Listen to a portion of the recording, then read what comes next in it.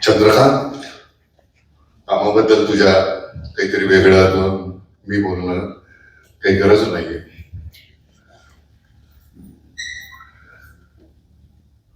आपण एवढी मंडळी जमलेलो आहोत.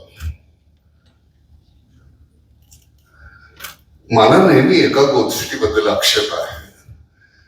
आपण यांचा सत्कार करून आपलं काम संपलं अशी एक जी आपली धारणा असते.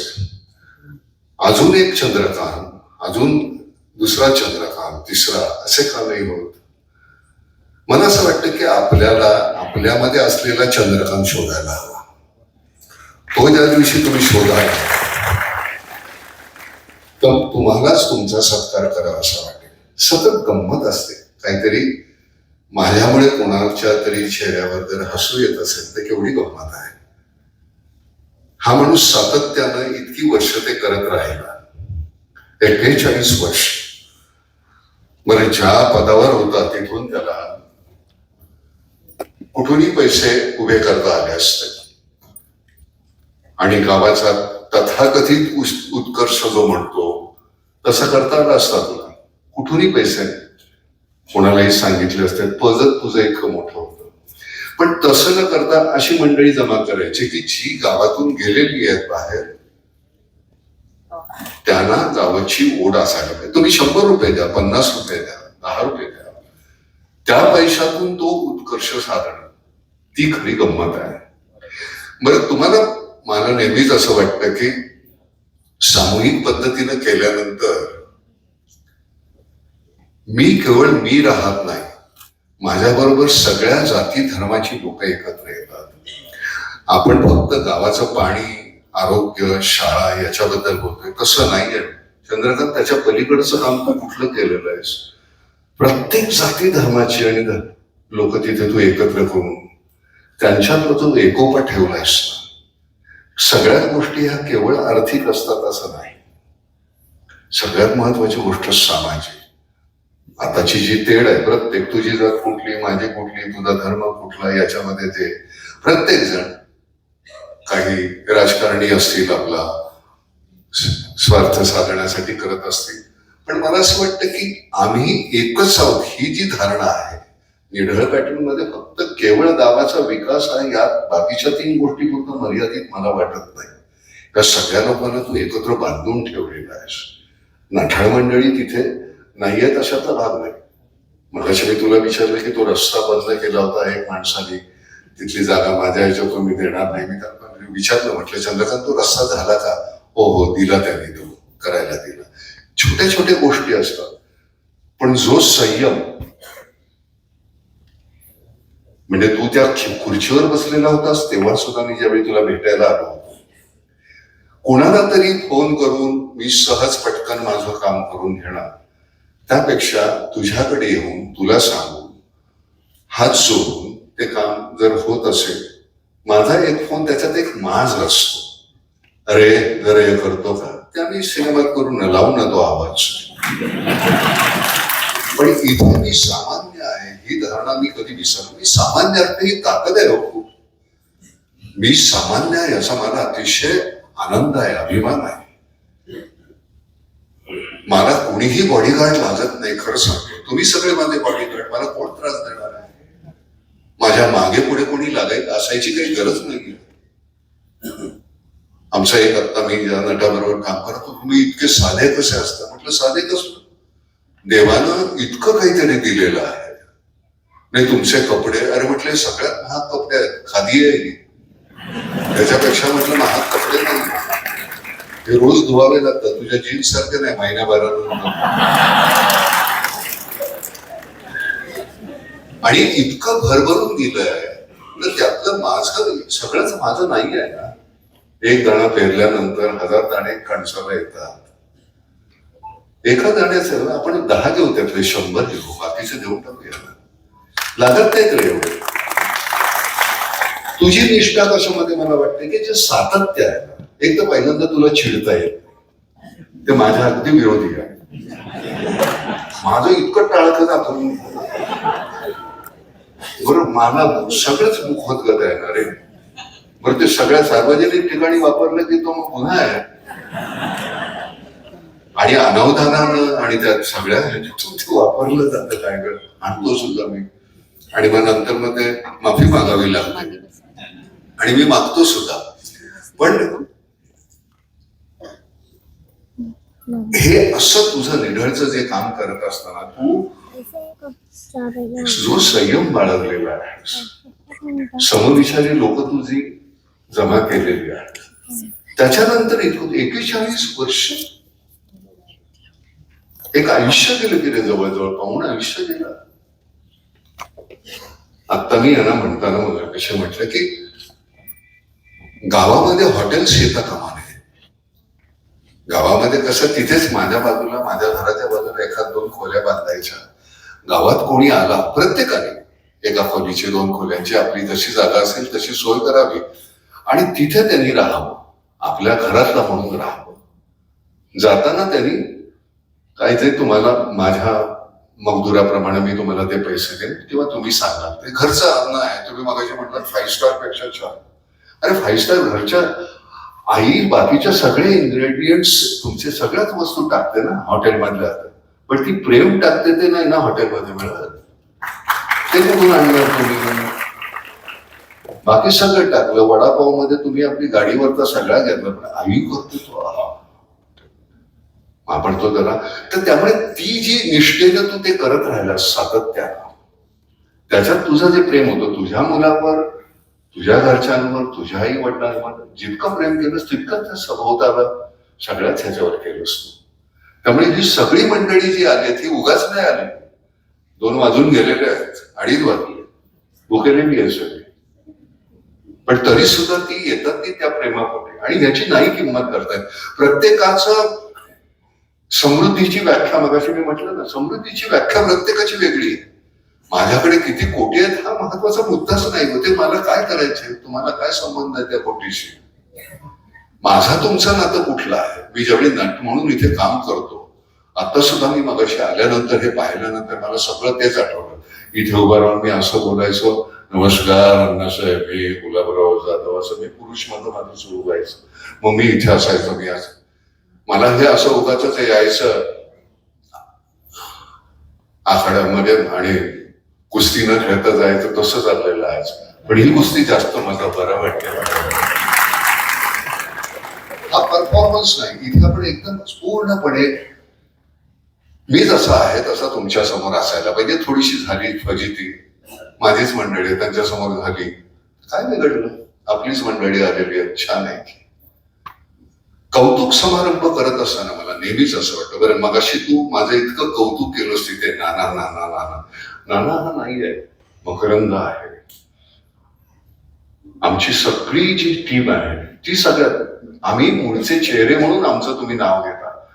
आमचा गणेश थोरात म्हणून मुलगा आहे, केवढं काम करतो आणि नेहमी पुढची पिढी तयार करायला पाहिजे. चंद्रकांत, आपण इथे कायमस्वरूपी नसणार आहात.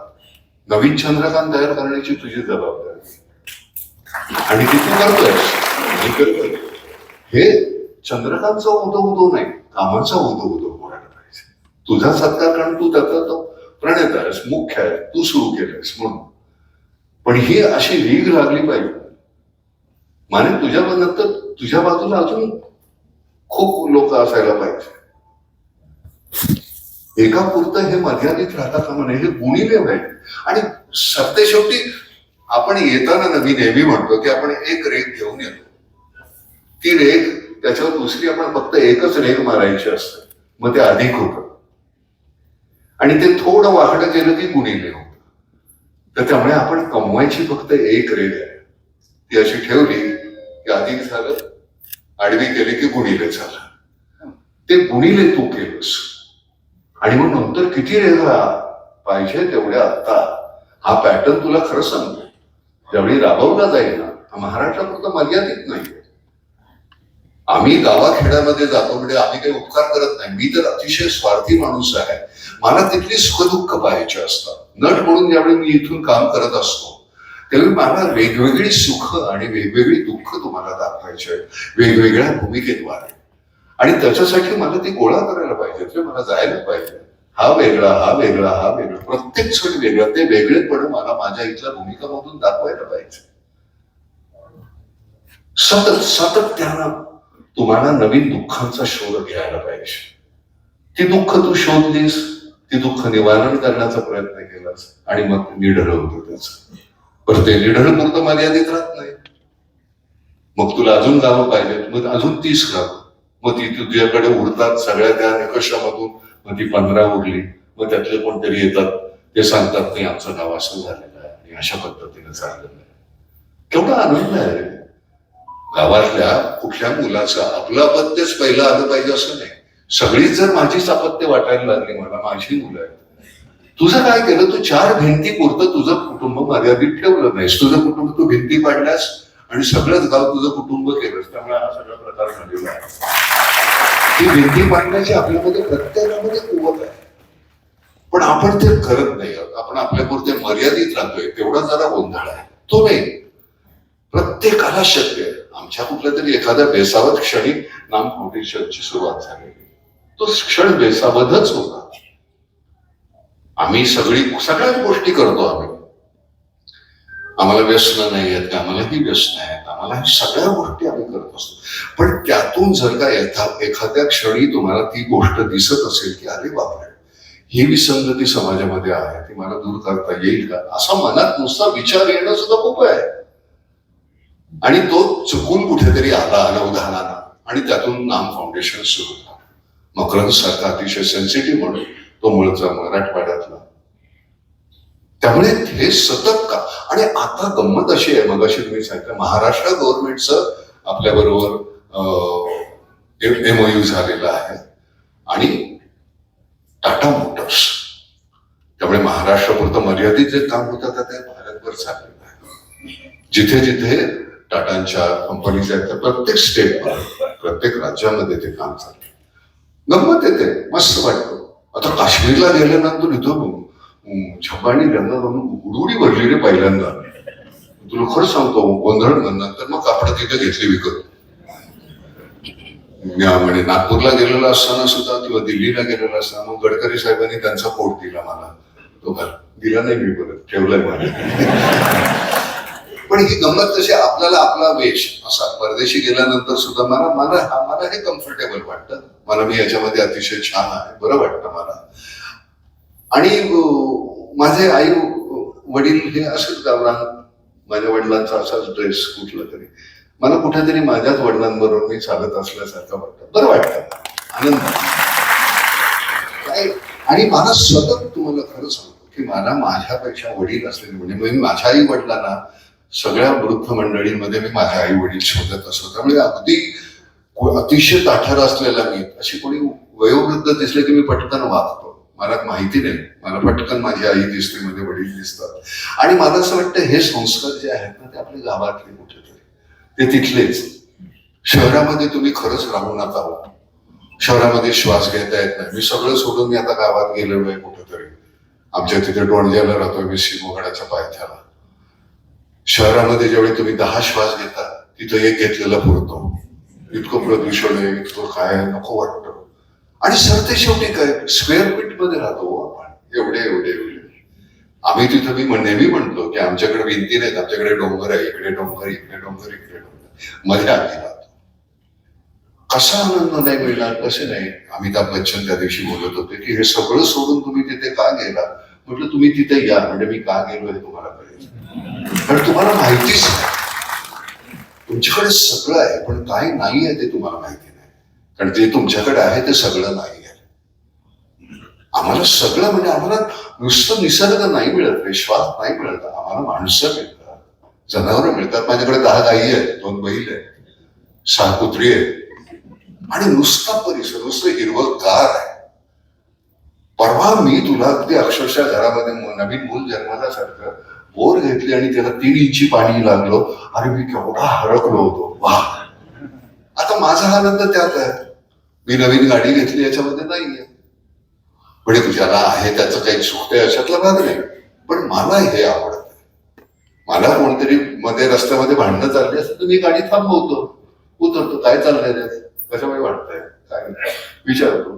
हनुमान तर पण हे मला करावंसं वाटतं, कारण ती मला माझी मुलं वाटतात, ते सगळं माझं वाटतं. माझ्या परिसरामध्ये असं का चाललंय हे सतत मला वाटतं. एक तर मुळामध्ये मी अतिशय वांड वृत्ती होती लहानपणी, होती म्हणजे आहे, तर ती गेली नाही, ती राहिली. तो वांडपणा चॅनलाइज झाला म्हणून तू चंद्रकांत झालास. तू काही कमी वांड होतास का? हे चंदू असं आई बाबा म्हणायचं की नाही, पण त्या चंदूचा आपली प्रत्येक गोष्ट एकदा चॅनलाइज झाली ना किती छान. ऊर्जा खेळ म्हणजे सर शेवटी काय आहे, तुमची ती ऊर्जा चॅनलाइज झाली म्हणून मग तो भाला फेकतो आणि आपल्याला गोल्ड मेडल मिळतं. पण ती जर का नाही ना कोपऱ्यावर उभं राहिला आता मग भोंगला ना. आमच्या ते बस्त्या म्हणून आमचे ख्रिश्चन होते, आमच्या वडिलांचे मित्र. ते साला म्हणजे नाही सुधरू, साला तू नाही सुधरू, या बत्तीसून त्या बत्तीशी शिटी मारून मी तुरा पाडू, साला तू नाही सुधरू. पुढे काय नाही, या बत्तीसून त्या बत्तीशी रस्त्यावर फिरणार, शिटी मारून मी तुरा पाडू आणि मोठा कोंबडा पाडणार, साला तू नाही सुधरू. असं त्यांची ती एक पद्धत होती बोलायची. रस्त्यावर ना जात असताना तुम्ही नुसतं एक माझी बहीण जात असेल आणि जर तिची कोणी टिंगल केली तर मी कसं असा जात. कुणाची बहीण असेल ना तरी तसे जा. त्या दिवशी तुम्हाला आपण खरे पुरुष काय होते याचा साक्षात्कार होतो. कुणाची असो, कोणाच्या हातात चाकू असेल तर अगदी मोठा तलवार असेल, समोर ज्याच्या हातामध्ये शस्त्र असतो तो सगळ्यात नेबळट आणि शंड असतो हे लक्षात ठेवा. त्याला भिडायची ताकद ठेवा. काय करणार, हात उचले पण आपल्याकडे काही हात नाही का, असा एकच फटका मारायचा की पडला पाहिजे, दुसरा फटका मारायची वेळच येता कामा नये. स्वतः मी काय आहे, आपल्यामध्ये ही सगळी ऊर्जा आहे, ताकद आहे. तो माणूस वापरतो, आपण वापरत नाही. मग तो चंद्रकांत पॅटर्न होतो. पॅटर्न काय, पॅटर्न म्हणजे काय, आमचा सुद्धा मारामारीचा तो पॅटर्नच आहे ना. असं मारायचं, मग असं मारायचं, सगळे पॅटर्न. हा पॅटर्न तुझा लोकहितासाठी तू वापरतोस. आणि मी खरं सांगतो, हे अभ्यासक्रमाला लावलं पाहिजे पुस्तक. आणि हे मी तुला वाचल्यानंतर सुद्धा बोललो होतो की हे अभ्यासक्रमाला लागलं पाहिजे. एक माणूस शून्यातून काय सुरू करू शकतो, आणि हे आपण सगळे करू शकतोय. बरं, आपल्या सगळ्यांना ही ताकद आहे, फक्त ती वापरायची. माझ्या घराच्या पलीकडे आम्ही काय असतं, हातातला माईक आहे का, असा माईक असेल तर देणार. तुम्हाला खरं सांगतो, आम्ही नाटकामध्ये काम करत असताना, मी आता इथे बोलत असताना तुमचे चेहरे पाहतो, तुमचे डोळे पाहतोय, तुमच्याकडे बोलत असताना मला असं थँक्यू